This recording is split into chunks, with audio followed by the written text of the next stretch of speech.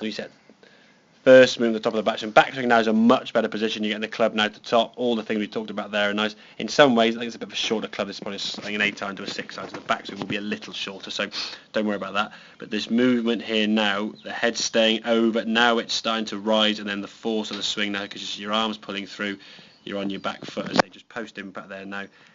You're on your tiptoes, aren't you? Yeah. And that's with a 6 iron. Imagine a driver or a 3 would God, it's going to be dancing on your toes there. So a lot of pressure, a lot of weight now, leaning back, putting a lot of stress in there, behind the ball too much, very much up on the ball, just flicking it a long way to the left. If we look at this movement here now, you can just see as that club starts moving, your head now is moving more towards target. The shift of weight, you're striking down the golf ball. Just a much better impact condition, a lot more into the ball coming down as opposed to the lifting up you were getting there. So when you finish the swing now, just sort of post impact, we can see some of these images here now. Your left foot's a lot flatter. Look at that, there's a lot less stress on. Yeah, exactly, much more stress. When you finish the swing now, you are nicely up on your left side.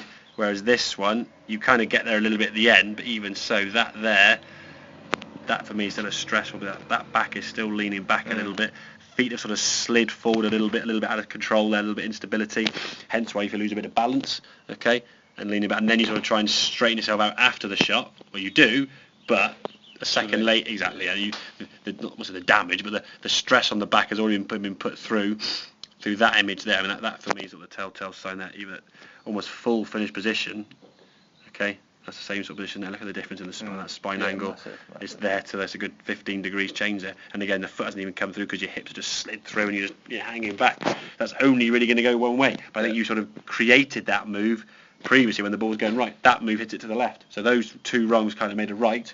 And when you sort of time things together, it was going straighter. But now the body, we see the much better movement. Your top of the back is great.